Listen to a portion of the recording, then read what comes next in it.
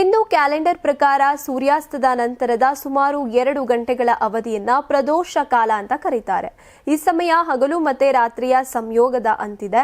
ದೈವಿಕ ಶಕ್ತಿಯ ಹರಿವು ಹೆಚ್ಚಾಗುತ್ತೆ. ದೀಪಾವಳಿಯಂದು ಈ ಸಮಯದಲ್ಲಿ ಲಕ್ಷ್ಮೀ ದೇವಿಯನ್ನ ಪೂಜಿಸುವುದು ವಿಶೇಷ ಶುಭಕರ ಅಂತ ನಂಬಲಾಗುತ್ತೆ. ಧಾರ್ಮಿಕ ಗ್ರಂಥಗಳ ಪ್ರಕಾರ ದೇವಿ ಮಹಾಲಕ್ಷ್ಮಿ ತನ್ನ ವಾಹನ ಗೋಪೆಯ ಮೇಲೆ ಸವಾರಿ ಮಾಡಿ ಭಕ್ತರ ಮನೆಗಳಿಗೆ ಬರ್ತಾಳೆ. ಈ ಅವಧಿಯಲ್ಲಿಯೇ ಪೂಜೆ ಮಾಡಿದಾಗ ಅವಳ ಆಶೀರ್ವಾದಗಳು ಗರಿಷ್ಠ ಮಟ್ಟದಲ್ಲಿ ಲಭಿಸುತ್ತವೆ. ದೀಪ ಹಚ್ಚಿ ಭಕ್ತಿಪೂರ್ವಕವಾಗಿ ಪೂಜಿಸಿದ್ರೆ ಸಂಪತ್ತು, ಸಮೃದ್ಧಿ ಮತ್ತು ಸಂತೋಷ ನೆಲೆಸುತ್ತೆ. ಈ ವರ್ಷ ಅಕ್ಟೋಬರ್ 20ರಂದು ಪ್ರದೋಷ ಕಾಲ ಸಂಜೆ 5:46ರಿಂದ ರಾತ್ರಿ 8:18ರವರೆಗೆ ಇದೆ. ಲಕ್ಷ್ಮೀ ಪೂಜೆಗೆ ಅತ್ಯುತ್ತಮ ಸಮಯ ಅಂದ್ರೆ ಸಂಜೆ 7:08ರಿಂದ 8:18ರವರೆಗೆ. ಈ ಸಮಯದಲ್ಲಿ ಪೂಜಿಸಿದ್ರೆ ಧಾರ್ಮಿಕ ಮತ್ತು ಆರ್ಥಿಕ ಎರಡೂ ಫಲಗಳನ್ನ ಪಡೆಯಬಹುದು ಅನ್ನುವಂಥ ನಂಬಿಕೆ ಇದೆ.